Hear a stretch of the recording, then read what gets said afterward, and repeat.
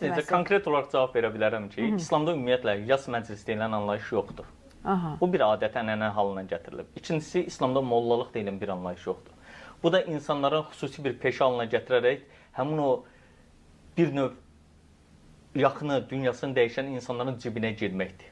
Onlara, necə deyim, həmin o duyğularından, hisslərindən sui-istifadə eləməkdir. Və yaxud da o adam öz yaxınına sanki bir borcunu həyata keçirmək üçün cəhd eləməyə çalışmasıdır. Baş daşıdır, qəbir, sinə daşıdır və s. gətirirlər, sonra 3 verirlər, 7 verirlər, 40, adna, 52, il, xətim və s. Hər bir şey gətirirlər, qara bayrağım və s. Bunların heç bir İslamda olmuyor. Bəs yaxşı, niyə? Ölümüzü necə bastıraq? Ölümüzü çox normal, əvvəl həmişə necə bastırırdılar? Yaxşı, indi başqa bir sual verim. Müsəlmanlar özləri bugün, Quran gəlməmişdən əvvəl, Məhəmməd Peyğəmbər həmin o Quranı insanlara çatdırmamışdan əvvəl necə bastırırdılar? Fərqli mi bastırırdılar, ayaq üstə mi bastırırdılar, yoxsa havaya mı atırdılar, yandırıb? Yəni, bunların heç biri olmayıb. Onlar da eyni şəkildə bastırır, biz də eyni bastırırıq. Yəni, sadəcə olaraq burada İslamlaşdırılan nə idi? Həmin anda insanlara ölümü xatırlatmaqla bağlı bir çıxış eləmək qısa. Və salam bundan ibarət. Yəni, deyirsiniz, ölüsü ölən molla çağırmasın. Mənası nədir? Çağırsaq nə olur? Sanki bu molla Allahla ölü arasında bir vasitədirmi? Və yaxud da Allahla insanlar arasında bir təmsilçidirmi? Nümayəndədirmi? Nənəm dəfn olunanda molla yaxınlaşdığı ki, bəs təlqin eləməyəcəksən. Yəni, ərəbcə orada deyirsən ki, Rəbbin kimdir? Sonra nə bilim, səndən soruşsalar güya cavab verir. Sanki orada konspekt verirsən ki, səndən soruşsalar belə cavab verəcəksən. Dedim ki, nənəm ömür boyu 7 yaşdan namaz qılıb bu yaşa qədər.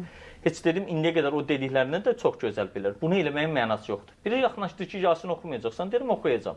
Gəldi, dedim, gəlin Yasini sizə Azərbaycan dilində tərcüməsini oxuyum. Yasin əzbər bilirəm, dedi. Amma tərcüməsini oxuyum.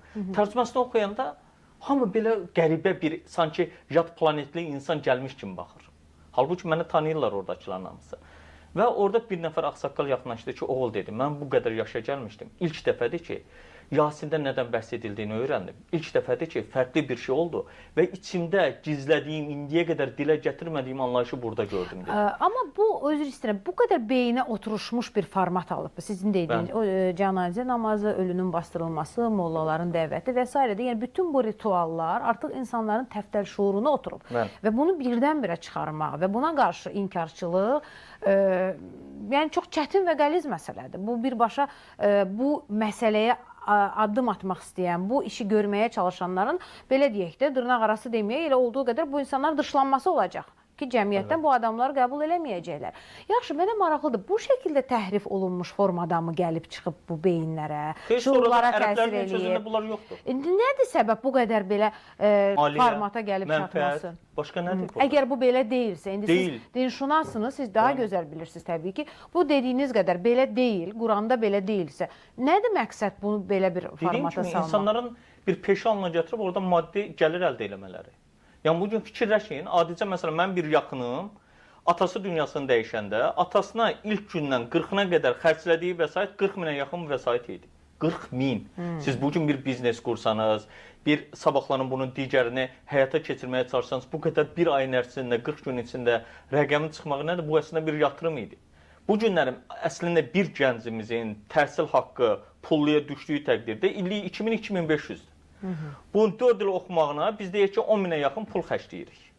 Sən 40 min ora xərcləyəcəyinə 40 günə 4 dənə, 5 dənə tələbəni oxudub, pullu, təhsil alanı həmin o təhsilini ödəyə bilməzdinmi? Bir nəfər bunu düşünürmü? Və yaxud da ora gələn molla, din xadimi bunu insanlara tövsiyə eləyirmi?